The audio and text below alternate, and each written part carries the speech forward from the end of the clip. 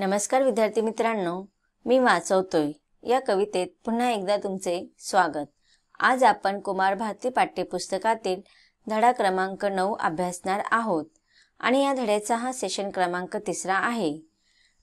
मी वाचवतोय या कवितेच्या भाग क्रमांक 3 मध्ये आपण कवितेच्या उर्वरित ओळींचा अर्थ समजून घेणार आहोत आणि त्यानंतर पाठाखालील स्वाध्याय अभ्यासणार आहोत। चला तर आपण आता कवितेच्या राहिलेल्या ओळींचा अर्थ समजून घेऊया। कवितेच्या पुढील ओळींमध्ये कवी म्हणत आहेत की पोरं आता दंग असतात दूरदर्शनच्या चॅनलवर बघत क्रिकेटची मॅच आणि उलगडत क्राईम थ्रिलर। बघा, आता पूर्वीच्या काळामध्ये मुलं मैदानात जमायची, विटूदांडूची, लगोऱ्याच्या खेळ खेळायच्या, क्रिकेट खेळायच्या। प्रत्यक्ष मैदानामध्ये जाऊन जेव्हा प्रत्यक्ष खेळ खेळायचे त्यामुळे त्यांचा शारीरिक व्यायाम व्हायचा, त्यांची मानसिक शक्ती जी असायची ती वाढायची, त्यामुळे त्यांना कोणत्याच प्रकारचे मानसिक स्वास्थ्य त्यांचे बिघडत नव्हतं। आणि मुली सुद्धा छानपैकी आट्यापेट्यांचा खेळ, पिंगा घालणे, पिंगा म्हणजेच काय, मान गोल गोल फिरवून घुमण्याचा एक विशिष्ट प्रकारचा मुलींचा खेळ असतो। तर अशा प्रकारचा खेळ सगळे मुलं मुली छानपैकी सुट्टी असो किंवा नसो मैदानात जायचे आणि खेळायचे।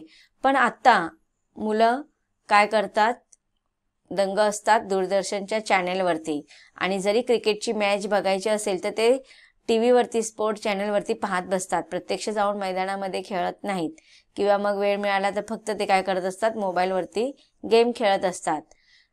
आणि उलगडत क्राईम थ्रिलर की टीव्ही बघत असताना फक्त त्या क्राईम थ्रिलरचे जे कार्यक्रम असतात, म्हणजे गुन्हेगारी जीवनातील चित्रण करणारे दूरदर्शनवर किंवा टीव्हीवरती जे काही मालिका लागतात त्याला आपण क्राईम थ्रिलरचे कार्यक्रम असे म्हणतो। मग हे मुलं काय करत असतात आणि हे क्राईम थ्रिलरचे कार्यक्रम पाहून मुलांच्या मनावरती त्याचा इतका परिणाम होत चाललेला आहे की मुलं सुद्धा बघा ह्या क्राईम थ्रिलरचे सगळ्या विचार त्यांच्या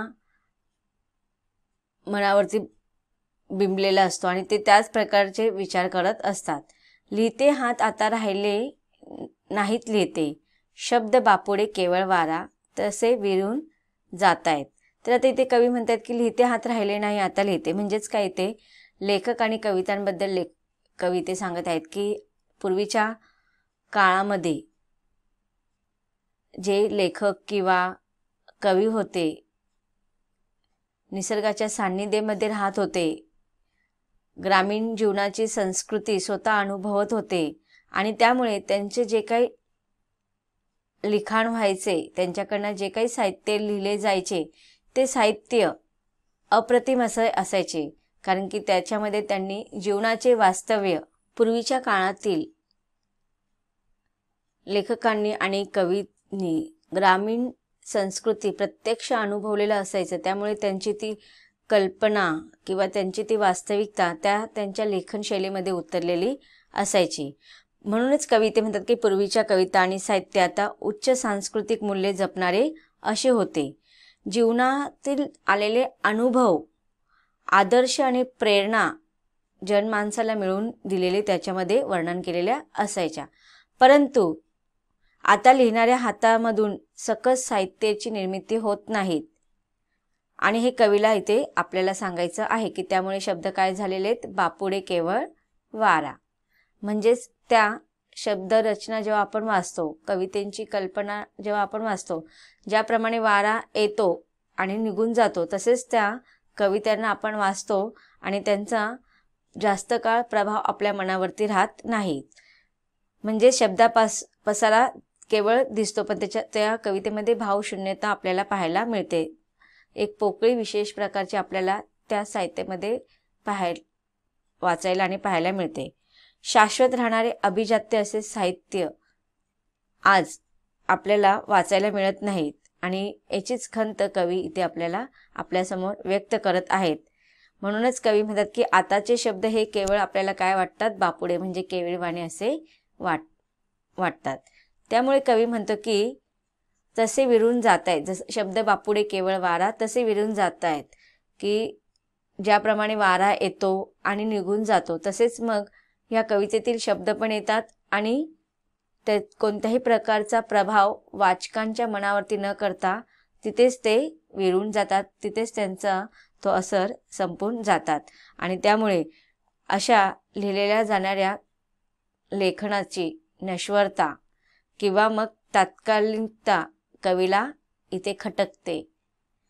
म्हणून कवी पुढे म्हणतो की मी वाचवतोय माझी कविता आणि माझी आई आणि माझी बोली आणि माझी भूमी कवितासोबत. मग कवी इथे ह्या आधुनिकीकरणाच्या रहाटगाड्यामुळे जी संस्कृती नष्ट होत गेलेली त्याबरोबर जिव्हाळ्याची माणसं सुद्धा आपल्याला सोडून गेलेली आहेत.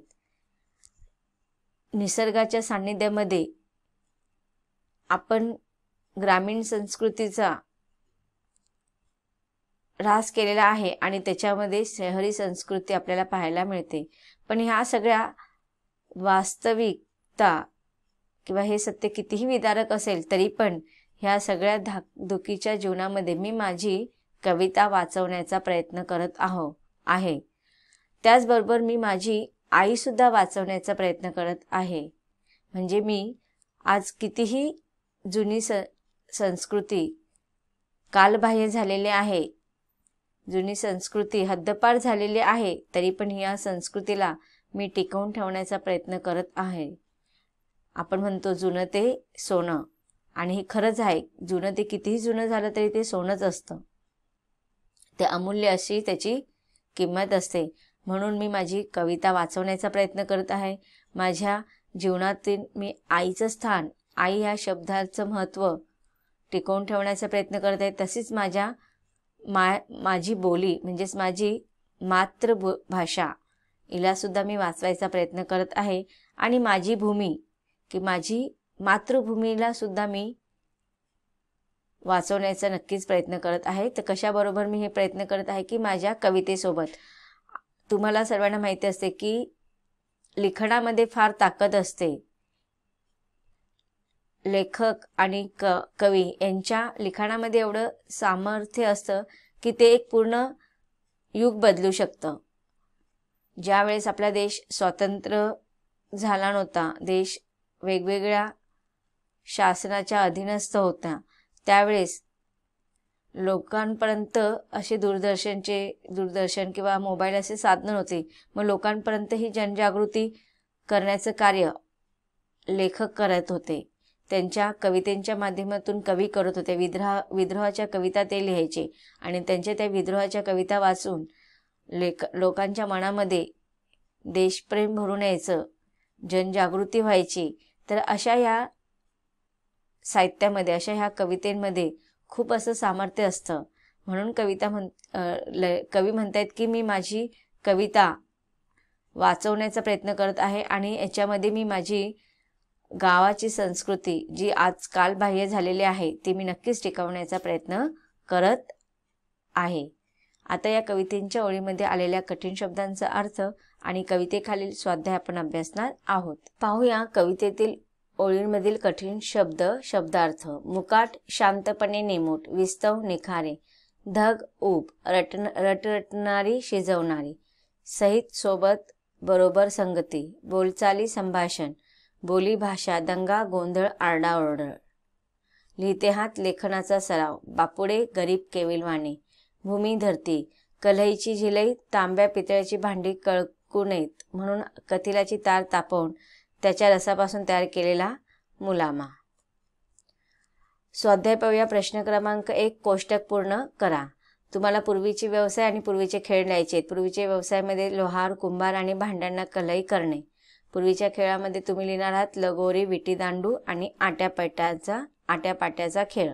याच्या व्यतिरिक्त तुम्हाला अजून काही पूर्वीचे खेळ आणि व्यवसाय माहिती असतील तर तुम्ही ते लिहू शकतात. पण इथे आपल्या कवितेच्या ओळींमध्ये आलेलेच पूर्वीचे व्यवसाय आणि पूर्वीचे खेळ लिहायचे आहेत.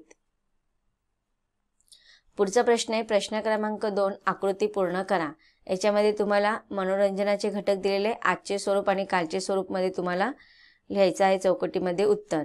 तर मनोरंजनाचे घटकामध्ये आजचे स्वरूप आहे दूरदर्शनवर क्रिकेट मॅच आणि क्राईम थ्रिलर पाहणे. तर कालच्या स्वरूपमध्ये तुम्ही चौकटीमध्ये उत्तर लिहायचं आहे विटीदांडू, लगोऱ्या, आट्यापाट्या, पिंगा असे मातीतले खेळ खेळणे.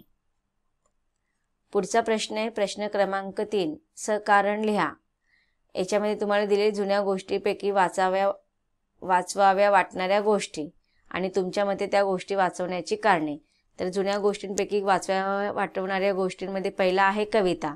तर कविता वाचवण्यापाठीमागचं कारण तुम्ही काय लिहिणार आहात? मन समृद्ध होते, की कविता वाचून आपले मन समृद्ध असं होतं. नंतर आई, प्रेम माया जिव्हाळा आपल्याला लाभतो. बोली, विचार व्यक्त करता येतात. भूमी, मूल्यांवर निष्ठा असते. पुढचा प्रश्न आहे प्रश्न क्रमांक 4. काव्य सौंदर्य. याच्यातील हा प्रश्न आपण अभ्यासूया. तुम्हाला जाणवलेली कवीच्या मनातील खंत स्पष्ट करा. उत्तर आहे जुन्या जमान्यातील काही चांगल्या गोष्टी हरवत व दुरावत चालल्या आहेत. यांची खंत कवीला वाटत आहे. बदलत चाललेल्या समाजातील गोष्टी कवीच्या मनाला खटकत आहेत. आपण आईला आई अशी हाक मारत नाही. वासरासाठी गोठ्यात गाय हमरत नाही. सुपर मार्केटच्या नवीन झगमगाटात किराणा आणि भुसार मालाचे दुकान हरवत चाललेले आहेत. उत्तर कंटिन्यू आहे. लोहारकाम, कुंभारकाम यासारखे गावगाड्यातील व्यवसाय लोप पावत आहेत. चुलीची जागा गॅसच्या शेगडीने घेतलेली आहे. मुलं मातीतले खेळ खेळण्याऐवजी टीव्ही समोर बसून राहतात. कोणी लेखन करीत नाहीत. मातृभाषेत कोणीही इथली संस्कृती जपत नाहीत. सांस्कृतिक वैभव नष्ट होत आहे आणि हीच खंत कवीच्या मनाला बोचत आहे. पुढील प्रश्न आहे शब्द बापुडे केवळ वारा या काव्यपंक्तीतील आशय सौंदर्य शब्दबद्ध करा. उत्तर, पूर्वीच्या कविता आणि साहित्य उच्च सांस्कृतिक मूल्ये जोपासणारे होते. पूर्वीच्या साहित्यामध्ये स्वानुभव लेखन व्हायचे आणि त्यामुळे त्या लेखनावर एक छाप असायची. त्यातून जनमानसाला आदर्श व प्रेरणा मिळायची. परंतु आता लिहिणाऱ्या हातातून अनुभव साहित्य निर्मिती होत नाहीत. जे साहित्य दिसते ते भावनाशून्य व पोकळ आहे. शाश्वत राहणारे अभिजात साहित्य निर्माण होत नाही. याची खंत व्यक्त करताना कवी म्हणतात की आताचे शब्द केविलवाणी झालेले आहेत व ते वाऱ्यावर विरून जात आहेत. आता लिहिल्या जाणाऱ्या शब्दांची नश्वरता आणि वास्तविकता कवीला या ओळीतून सांगायची आहे. सामाजिक बदलांबाबत कवितेतून व्यक्त झालेला विचार स्पष्ट करा. उत्तर, पूर्वी गावगाडा होता. गावगाड्यासोबत नैतिक मूल्ये जपणारी गावाची संस्कृती होती. हळूहळू समाज बदलू लागला. शहरे वाढू लागली. सगळ्या वस्तू मोठमोठ्या मॉलमध्ये आणि सुपर मार्केटमध्ये मिळू लागल्या. त्यामुळे छोटी छोटी किराणी दुकाने, भुसार मालाची दुकाने बंद पडू लागली. सोबतच लोहाराचा भाता पण बंद पडला. उत्तर कंटिन्यू आहे. कुंभाराचे चाक फिरायचे थांबले. तांब्या पितळाच्या भांड्यांना वापरले न झाल्यामुळे कलईची झिले निघून गेली.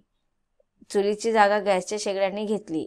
आधुनिकीकरणामुळे समाज व्यवहारात बदल झाला आणि मायेची माणसे दुरावली. अशा प्रकारे या कवितेतून सामाजिक बदलाबाबतचे विचार स्पष्ट होतात. पुढचा प्रश्न आहे की माझी बोली या संकल्पनेतून तुम्हाला समजलेला कवीचा दृष्टिकोन स्वभाषेमध्ये मांडायचा आहे. स्वमत हा किंवा अभिव्यक्ती व्यक्त करणारा प्रश्न आहे. उत्तर पाहूया. माझी बोली म्हणजे मायबोली म्हणजेच मातृभाषा. मातृभाषा काळाच्या ओघात बदलत जात असून मातृभाषेपेक्षा इंग्रजी शिक्षण व इंग्रजीचे संस्कार बालपणापासून मुलांच्या मनावर बिंबवण्यात येत आहे. पूर्वीचे संस्कार, पूर्वीची संस्कृती झपाट्याने बदलत आहे. आधुनिकतेमुळे पूर्वीचे व्यवसाय, पूर्वीचे खेळ, पूर्वीचे गाव या सर्वांमध्ये बदल होऊन सर्वांचा कल आधुनिकतेकडे दिसून येत आहे. नवीन पिढी इंग्रजी विषयाला आणि इंग्रजी भाषेला जास्त महत्त्व देत आहे. मातृभाषेतील शिक्षणामुळे भावनिक विकास होतो. उत्तर कंटिन्यू आहे. बालवयात मुलांना मिळणारे शिक्षण हे मातृभाषेतून मिळायला हवे, पण तसे दिसून येत नाही. आईची जागा मम्मीने घेतली. मातृभाषेच्या शिक्षणाची जागा इंग्रजी शिक्षणाने घेतली. खरे पाहता मातृभाषा हेच भावना मांडण्याचे, विचार मांडण्याचे सर्वश्रेष्ठ माध्यम आहे. मातृभाषेतून व्यक्त केल्या जाणाऱ्या भावना ह्या नैसर्गिक असतात, परंतु मातृभाषेची म्हणजेच मायबोलीची जागा इंग्रजी विषयाने घेतल्यामुळे प्रकट होणारे विचार हे वरवरचे, पोकळ व भावनाशून्य असतात. अशा प्रकारे माझी बोली या संकल्पनेतून कवीची खेदजनक भावना व्यक्त झाली आहे. पुढचा प्रश्न आहे मॉलच्या अतिक्रमणामुळे छोट्या दुकानदारांना फटका बसतो. याबाबतचे तुमचे मत स्पष्ट करा. उत्तर, पूर्वी गावात व शहरात गरजा पुरवणारी छोटी मोठी दुकाने असायची. लहान सहान हॉटेल्स असायची. सिनेमागृहे असायची, परंतु आता या सर्व गरजा एकाच ठिकाणी उपलब्ध होत आहेत आणि ते ठिकाण म्हणजे मॉल. मॉलमध्ये सर्व वस्तूंची दुकाने एकत्र असतात. खाद्यपान सेवेची हॉटेल्स, सिनेमागृहे असतात. मॉलमधील वस्तूंचे लोकांना आकर्षण असते. या सर्व गोष्टींमुळे लोकांचा कल मॉलकडे वळला. मॉलच्या झगमगाटात त्यांनी छोट्या दुकानांकडे पाठ फिरवले. अर्थातच मॉलच्या अतिक्रमणामुळे छोट्या दुकानदारांना फटका बसला. पुढील प्रश्न आहे, तुम्हाला बदल, परिणाम आणि तुमचे मत लिहायचे आहे. आता पाहूया सायकल बदलमध्ये 1. सायकलची जागा मोटारसायकलने घेतली. त्याचा परिणाम काय झाला की प्रदूषण आणि पेट्रोलचे भाव वाढले. मग ह्यावरती तुमचं मत काय आहे? तर माझ्या मते जिथे खूप गरज आहे तिथेच मोटारसायकलचा वापर करावा. 2. मोठ्या मशिनींची निर्मिती झाली. त्याचा परिणाम असा झाला की लघुउद्योग कमी झाले. आणि आता तुमचे मतमध्ये तुम्ही लिहाल बेरोजगारांची संख्या वाढली. 3. मैदानी खेळाऐवजी मोबाईलचे गेम्सचे आकर्षण वाढले. त्याचा परिणाम काय झाला की मुलांच्या शारीरिक व सामाजिक विकासावरती परिणाम झाला. तुमचे मत काय आहे? तर मोबाईल गेम्स सोबत मुलांनी मैदानी खेळ देखील खेळायला हवे. तर विद्यार्थी मित्रांनो, ही कविता इथे संपते. धन्यवाद.